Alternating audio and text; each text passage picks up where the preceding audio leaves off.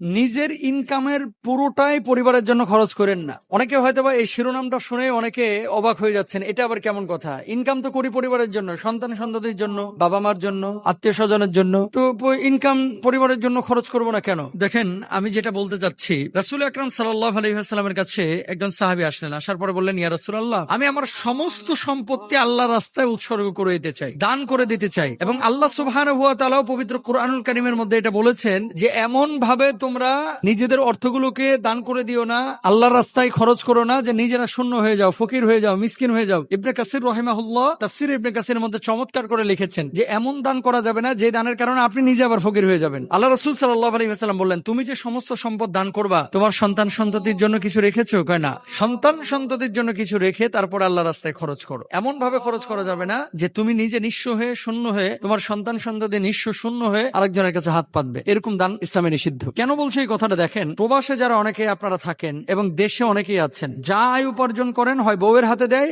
অথবা নিজের বাপ মার হাতে দেয়, অথবা অনেক জামাই আছে যেগুলো আদুরে জামাই শ্বশুর শাশুড়ির হাতে দেয় বাপ মাকে না দিয়ে। পরবর্তীতে কি দাঁড়ায়? বাবা দেখা গেছে যে সম্পদ কিনেছে অথবা একটা অ্যাসেট তৈরি করেছে। মনে রাখবেন, আপনি যখন আপনার বাবাকে 50 লাখ টাকা দিলেন, দেওয়ার পরে এই বাবাকে মালিক বানায় দিলেন, এই বাবা যদি এই 50 লক্ষ টাকা দিয়ে অন্য জায়গায় সম্পদ কিনে, তাহলে এই সম্পত্তিতে কিন্তু আপনার অন্য ভাই বোনেরও হক চলে আসে, কারণ সেটা পৈতৃক সম্পত্তিতে তখন পরিগণিত হয়। আর বাবাকে যদি আপনি 50 লক্ষ টাকা আমানত হিসেবে দেন যে আব্বা এই টাকাটা আপনার কাছে রাখেন, যা খরচ হয় আপনি খরচ করেন, আর এই টাকাটা দিয়ে যদি সম্পদ কিনতে চান আপনি কিনেন, কিন্তু আপনার নামে থাকবে মূল মালিক কিন্তু আমি, এরকম যদি নেগোসিয়েশন বা আলোচনা থাকে তাহলে ভিন্ন কথা। বর্তমান বাংলাদেশে ভয়াবহ অবস্থা তৈরি হয়েছে। কেমন? যে আপনি ইনকাম করে বাবাকে দিচ্ছেন টাকা, বাবা ওখান থেকে অ্যাসেট তৈরি করছে, মা ওখান থেকে অ্যাসেট তৈরি করছে, পরবর্তীতে দেখা যাচ্ছে আপনি দেশে ফিরছেন, দেশে ফেরার পরে ছোট ভাইরা ওই সম্পদ নিয়ে মোজ মারতেছে আর আপনার দিকে তাকাচ্ছে না। এরকম কিন্তু হচ্ছে। কালকে একজন ভাই লিখেছেন, আমি মর্মাহত হয়েছি। উনি বলছেন যে 15 বছর আগে উনি জার্মানি গিয়েছেন। জার্মানি যাওয়ার পরে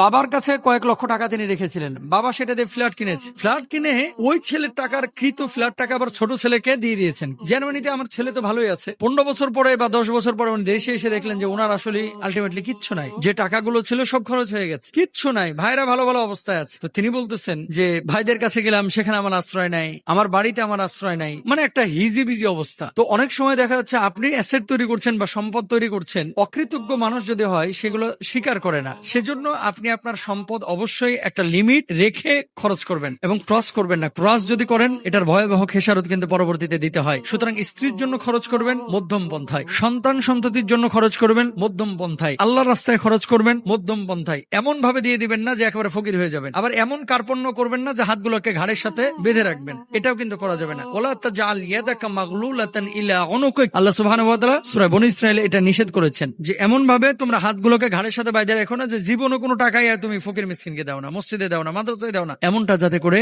না হয়। সুতরাং খয়রুল উমুরি আওসাতুহা, আল্লাহ রাসূল সাল্লাল্লাহু আলাইহি ওয়াসাল্লাম বলেছেন যে প্রত্যেকটা কাজে মধ্যম পন্থা যারা অবলম্বন করে বা মধ্যম পন্থা অবলম্বন, এটা হচ্ছে অতি উত্তম। যে কোনো কাজে মধ্যম পন্থা অবলম্বন করতে হবে এবং খরচাদের ক্ষেত্রে এমনটা যাতে করে না হয় যে আপনি ঢালাও ভাবে খরচ করছেন, সৌদি আরব থেকে টাকা পাঠাচ্ছেন আর আব্বাই খালি জমি কিনছে, সৌদি আরব থেকে টাকা পাঠাচ্ছেন, মা খালি গহনা কিনছে, দুবাই থেকে, কাতার থেকে, ইউরোপ থেকে টাকা পাঠাচ্ছেন, বউ খালি স্বর্ণ কিনে কিনে জমাচ্ছে। পরবর্তীতে দেশে আসলেন, আসার পরে দেখতেছেন আপনার এখন ফুটা থালি ছাড়া কিচ্ছু নাই, সব কিছু বাবার নামে মায়ের নামে। এখন ভাইরা বলতেছে আব্বার জমি তোমারে দিব কেন, অথচ আপনি দিয়েছেন। এরকম হচ্ছে। তো আপনাদের কাছে আমার পরামর্শ, যদি ভাইদের জন্য কিছু করেন এটা তো অবশ্যই ইহসান, আপনার অবশ্যই সওয়াব হবে। বোনদের জন্য যদি কিছু করেন অবশ্যই আপনার সওয়াব হবে। স্ত্রীদের জন্য করলে এগুলো সাদাকা সওয়াব হবে। কিন্তু এমন কাজ করেন না যেটা করতে গিয়ে নিজে শূন্য হয়ে যাচ্ছেন, ফকির হয়ে যাচ্ছেন। দেশেও পাঠান, নিজের জন্য কিছু সঞ্চয় করেন, পরবর্তীতে এটা কাজে লাগবে ইনশাআল্লাহ তাআলা। এবং সর্বাবস্থা আল্লাহর উপর তাওয়াক্কুল করবেন। ওমাই ইয়াতাওয়াক্কাল আলাল্লাহি ফাহুয়া হাসবুহ, আল্লাহর উপরে যে তাওয়াক্কুল করবে আল্লাহ তাআলা তার জন্য যথেষ্ট হয়ে যাবে। আল্লাহ তাআলা বোঝার তৌফিক দান করুন।